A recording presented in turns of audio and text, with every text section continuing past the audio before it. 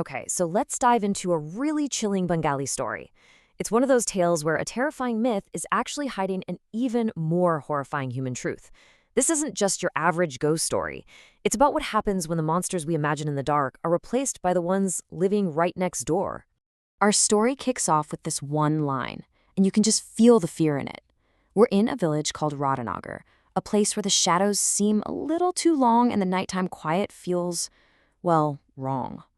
Something is taking children, and nobody has a clue what it is. You could say a dark curse has fallen over Radhanagar. The whole community is just paralyzed with terror as one unexplainable tragedy after another completely shatters their lives.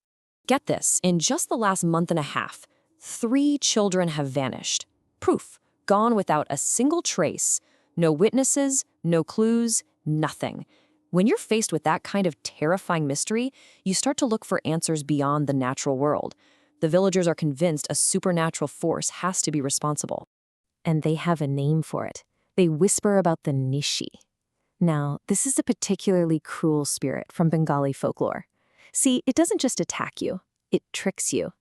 It can perfectly mimic the voice of someone you know and love and trust, your mother, your brother, your best friend, and it calls out your name 3 times, trying to lure you outside.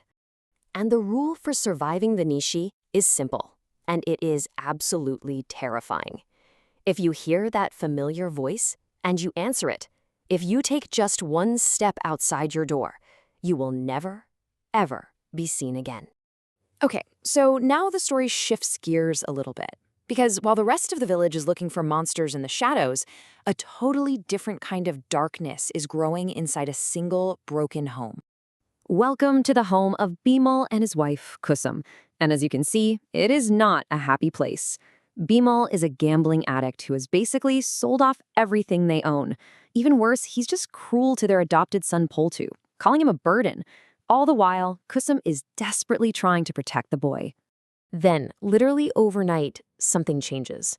Bimal just stops gambling. And not only that, he starts coming home with his pockets full of cash, claiming he got a great new job at a warehouse in the city. But Kusum, she's not buying it for a second.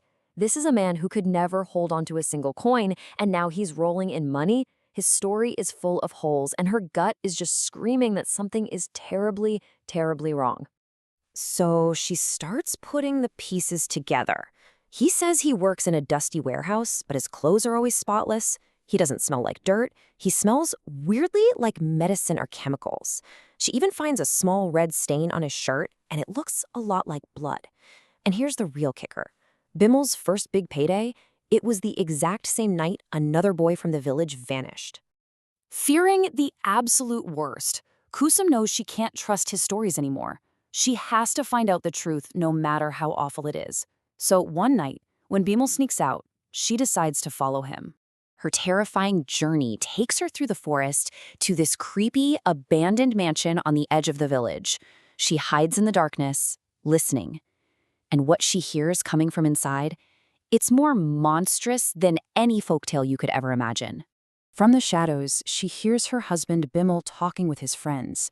But they're not just chatting. They're talking business. They're discussing the price they're going to get for the recently vanished boy's organs. And there it is, the horrifying truth. There was no spirit. There was no Nishi. It was all a lie. A brilliant, evil cover story that Bimal and his gang invented to hide their very human crimes. They were using the village's own superstition as a shield. Completely horrified, Kusum can't stay hidden. She bursts in, confronting her husband and his gang, and threatens to go straight to the police to tell the entire village what they've done. And in that moment, when he's faced with being exposed, Bimal doesn't even see his wife anymore. He just sees an obstacle. And he tells her, "You are a thorn in my path. If you live, I will never be able to earn money in peace." He strangles her, and in one final, twisted act of evil, he and his gang bury her body in a shallow grave, planning to use the very same lie they created to explain her disappearance. As far as they're concerned, their secret is now safe forever.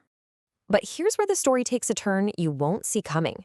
The lie they so carefully built is about to become a terrifying, avenging reality. Because for Kusum, death is not the end.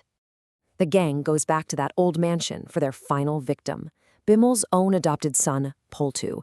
But this time they are not alone. The doors slam shut, the air turns ice cold, and out of the shadows steps the real, furious ghost of Kusum, who has come back from the grave to protect her child. And this just lays out the story's central idea so brilliantly. The real monster wasn't some ancient spirit. It was human greed, which literally invented a fake nishi to murder people for money. And the real hero? It was a mother's love. A love so powerful it actually became a true spirit, returning from death itself to deliver justice. Her spirit confronts Bimel, not just as a ghost, but as the living embodiment of the love he tried to destroy. And she tells him, "The motherly love you never understood has returned today as your death." So, by morning, the nightmare is finally over. The villagers find Poltu completely safe. They also find Bimel and his gang still alive, but their minds have been completely shattered by what they saw that night. The truth finally comes out, and the village knows who the real monster was all along.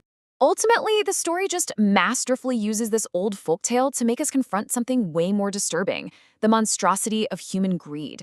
And it leaves us with this powerful idea that a mother's love is a force that not even death can stop. And that leaves us with one final, chilling question. What should we really be afraid of? The spirits we imagine in the dark, or the very real darkness that can grow inside the human heart?